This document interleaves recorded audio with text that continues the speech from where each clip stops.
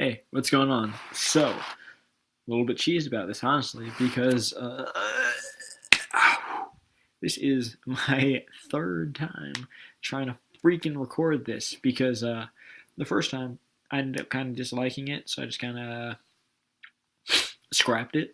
So there's some small amount of editorial pride going into this stuff. But the second time I thought I did a decent ass job, but the fucking file got corrupted. So before I got to finish editing and everything.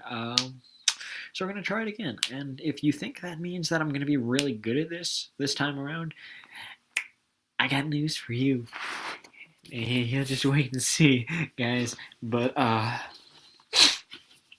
starting off, getting through the B's, almost done. Probably gonna proceed to the next stuff at the end of this, but we got the books.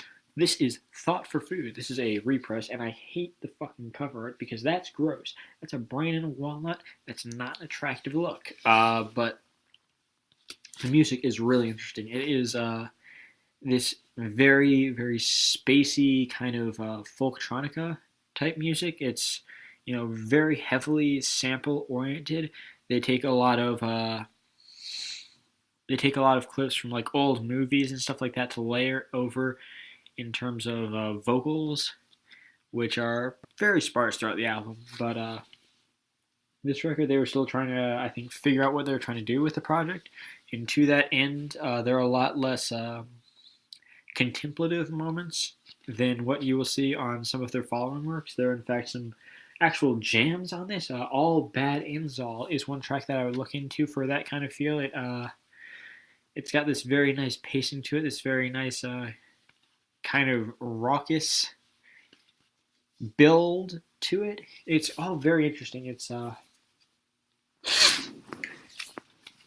kind of music that really makes you think about things. And I would really recommend it honestly to some of those folks that are into that like lo-fi hip hop kind of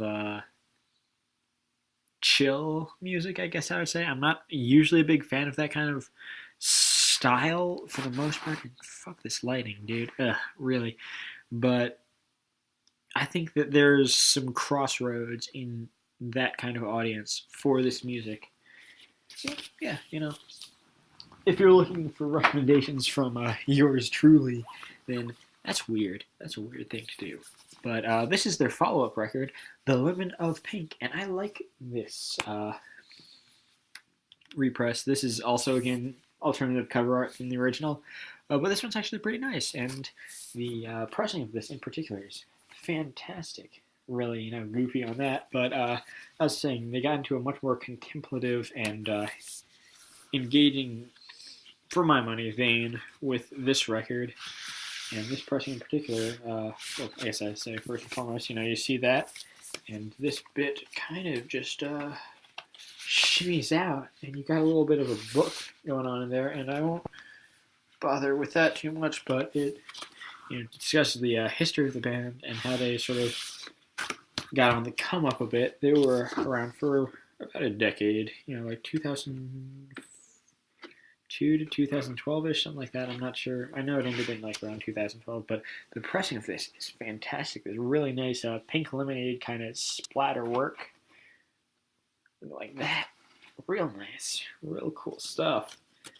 And I love the kind of inner sleeves that look like they're a little bit worn. It's got like a little bit of almost a water stained look to it. That's that was already put onto it. It's not like I'm, mistreating my records, guys. I know what's up. Keeping that shit 100. I got a bit of a sniffle. Hope that doesn't show through too heavy. This is, though, however, also Boris with Pink. I got the deluxe edition, which was awesome because that was just like in my store. Got to pick it up. Though the packaging on this is a little weird. As you can see, it's like one of those sort of cardboard dealios. And to that end, I'm not going to open this up because it's going to be a big pain in the ass for you and I. And it's just on black, so, it's whatever. But this is the big mid-career record for famed Japanese sludge metal and noise rock project Boris. very great record to get into if you're really trying to build up into metal, because I understand that you can't just like jump into black metal, even though that's kind of what I did, but because it's very it's something of an impenetrable sound, and records like this are really easy to get into because it's got those some metal tendencies. It's got some of the drumming that you'll see from that, but it's very much rooted in this just really noisy rock type music more so than anything else. So it's a great thing to start out with, and of course the music on this is great. It's very I already showed you that, but very very aggressive and raw and visceral. It has this real animalistic vibe to all of it, and come up with some really interesting tracks. I feel it's weird how they start off with one of the biggest slow burners on this record, because it totally doesn't set the mood for the rest of the record at all. I feel like if I was in control of that, there would be like more of a mid record type track, but I digress. It's still a great record. Very much worth your time. And then we will get on to some of my Botanist. Botanist is a black metal project I got turned onto through the Flincer, who I've already talked about before, but fantastic experimental label. Love most of their love. If they put on a guy, I'm gonna try them out, and they mostly work in black metal, but they have some other projects amongst their ranks. And this is a split 12-inch they did with, and I pronounce this wrong all the time, Oskran, I want to say. And this project, very, very much lo-fi, even for Botanist's usual standards of, music, who is, I don't know if I brought this up, one-man black metal project from America. But I enjoy this work a lot for some of the timbres that he messes with. The guitars just sound so jagged and almost metallic, and the drum timbres, they're just so crunchy, and it feels like it was recorded in just such a traditionally kvelt black metal vein, but it's just got these really interesting progressions to them, and it builds in a really unique way that I like a lot. And the Oskran side, by comparison, is a little bit more traditional, but certainly good. Some very, raw and heavy type stuff. So very much nice little split record for those looking out for that kind of thing. Not always the biggest consistent producers of music, but then you got my only solo capacity Botanist record. This is Flora, and all of the tracks, and I always try to put this up, but I don't think you can see it that well, are named after different flora and fauna, and this is much of the same. He has some very nice experiments in his records, but they're very much rooted in that traditional like lo-fi black metal sound. Comes on this nice baby blue wax, ooh, and I would say that through his music, he evokes a really unique warmth with his best material in a way that I don't think can be achieved by a whole lot of black metal projects. There are a couple I've seen, but they are very much the exception to the rule, and I find that, when I hear it, it's something that catches me in a rather unique way. So sometimes I try to celebrate that. And just going to keep at it with Bright Eyes. I always forget the name wrong. I'm wide awake. It's morning. It's not morning here. It's 11:20. However, very nice, folksy singer-songwriter record talking about, growing up and learning about mortality. And you can always rely on Bright Eyes for a very nice little charming and very simply delivered but emotionally charged take on life in general. And I feel like his material beyond this grew a little bit hit or miss for me, at least personally. And to that end, I think this is going to be my only Bright Eyes record that I pick up. However, it is absolutely worth your time, and he has a catalog that is worth digging into for those that are into that, very charming, well, folksy singer-songwriter sound.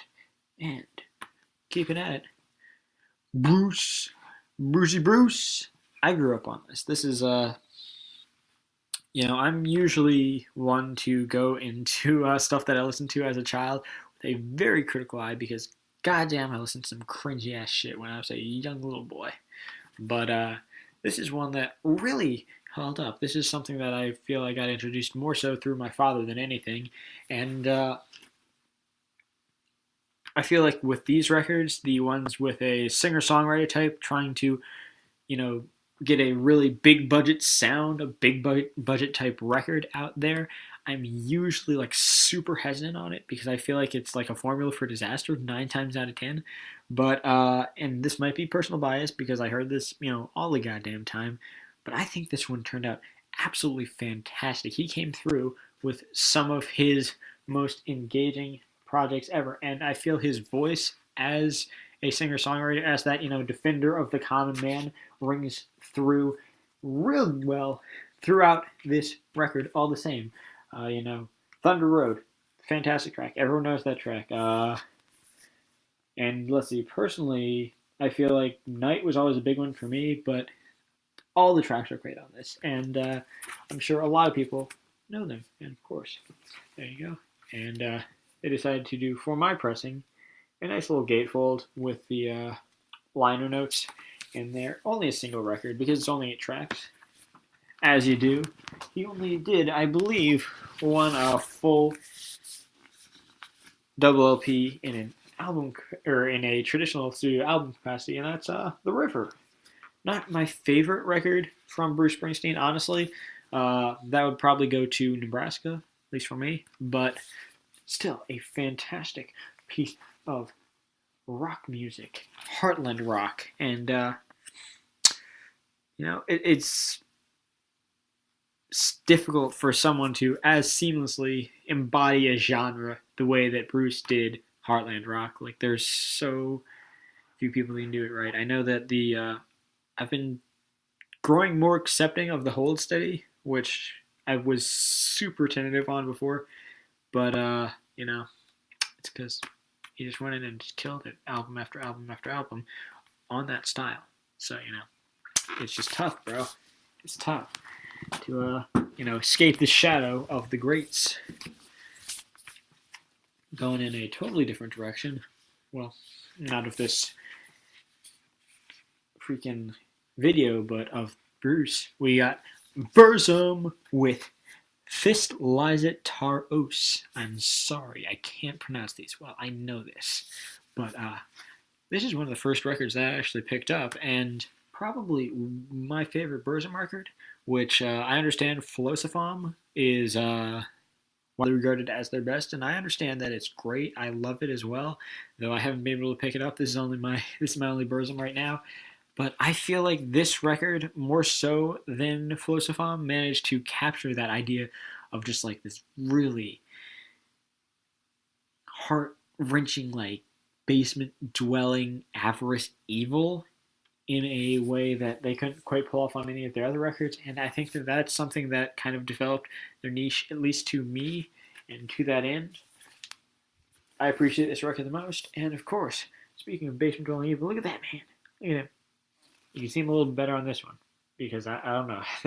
I guess they just really didn't know what else to put there, so they just put them again. But yeah, they did a little gatefold for it, even though it's a single record, which always cool. Always liking that gatefold. The gatefold.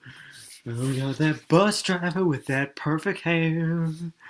Bus Driver is a rapper I very much enjoy. A abstract West Coast rapper who started around the late 90s. I think his debut solo full-length came out in 2000, Temporary Forever, which some people know for at least one track, but I feel like his later work got a little bit more focused in, and especially when he works on concept albums or at least rather themed albums such as this, he is at his best. And this record specifically touches on ideas of insecurities, in his business, in his day-to-day life, etc., etc., etc.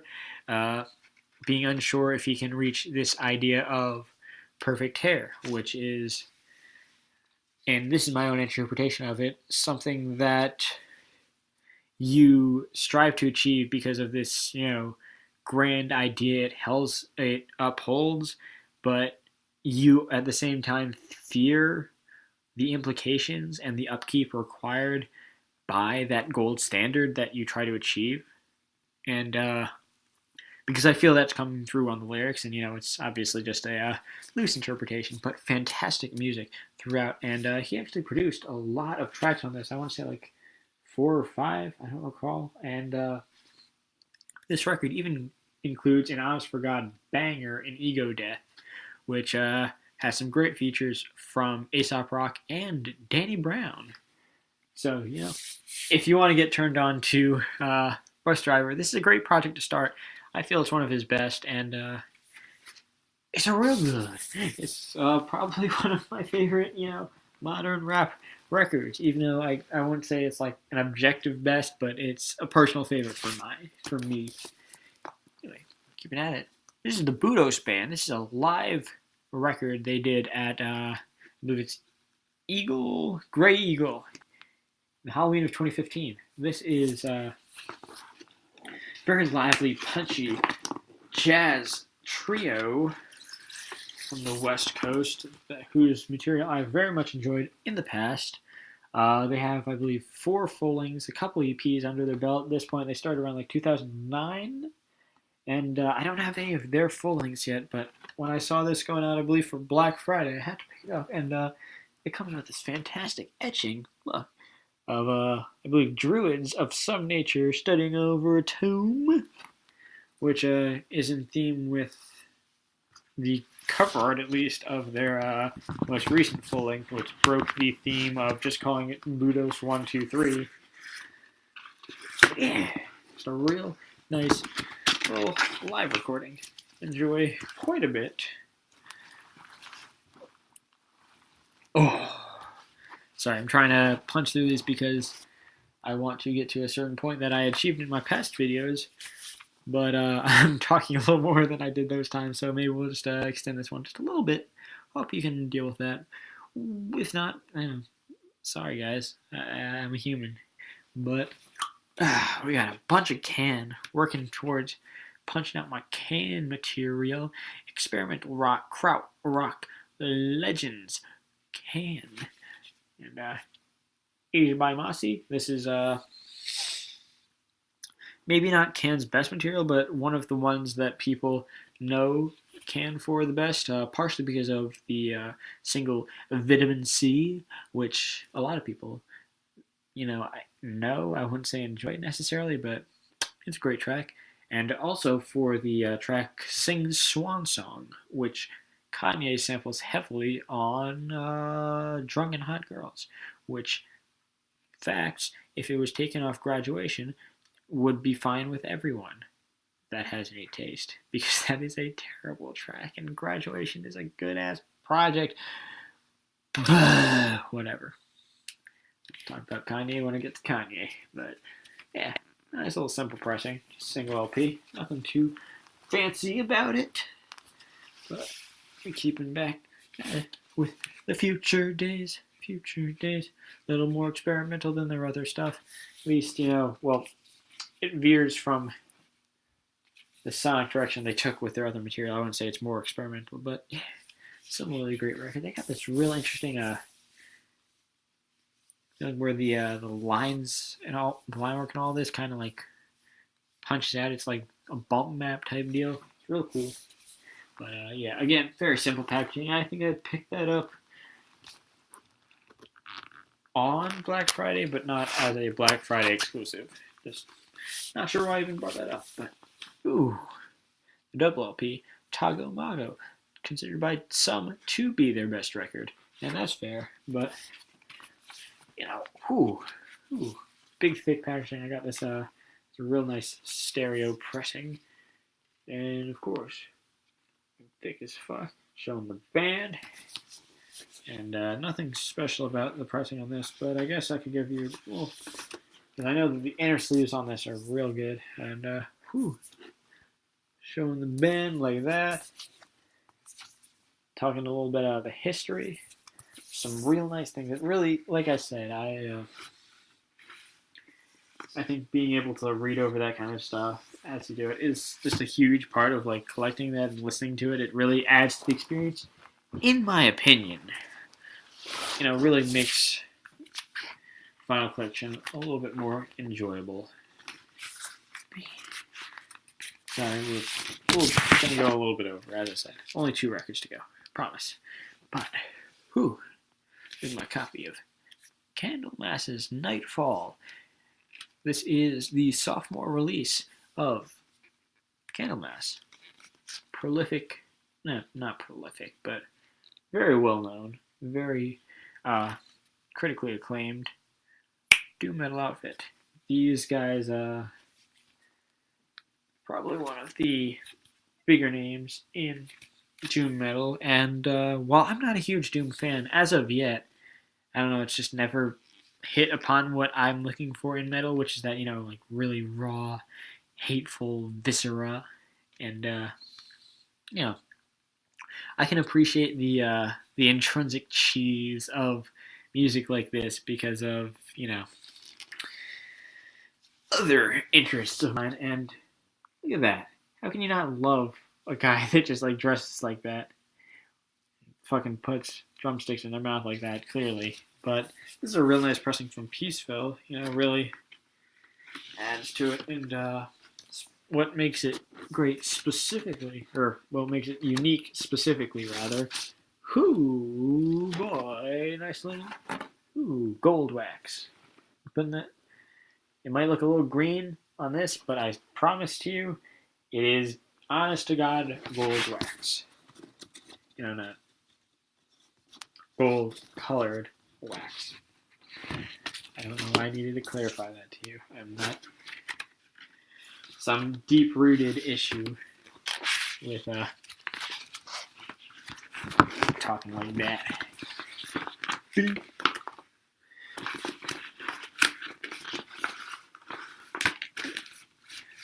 Shimmy, shimmy, my friend. Last record. Dragged a little longer, but that's okay. We got your car seat headrest. Teens of Denial. These guys blew their Matador debut out of the water with this release. This is fantastic. It is this these very long form, well developed indie rock tracks packed with very engaging storytelling and lyricism from the frontman. Some very interesting compositions. This is just fantastic across the board. I think that they did an amazing job writing for this. There's a very heavy Pavement influence, I feel, but that doesn't really distract me at all because the way they take to their songs and really put out their own ideas definitely makes this a worthwhile record. One of my personal favorites from the last year. And packaging on this, not bad. Got a very messy, sloppy looking liner notes on the inner sleeves, as you would kind of expect from this music. As you listen to it, hopefully you should. And the wax itself, pulling out on this nice little like highlighter puke green, which hopefully that comes off like at least a little different than the Candlemass color, because they are very different. They I don't know why I'm trying to defend Candlemass's wax work so badly, but I guess I am now. So yeah, hoping to hear more from them, and frankly, they seem like the kind of dudes that put out a lot of material. So hopefully that doesn't sully their consistency in any real way. But thanks for watching. Hope this one, will save.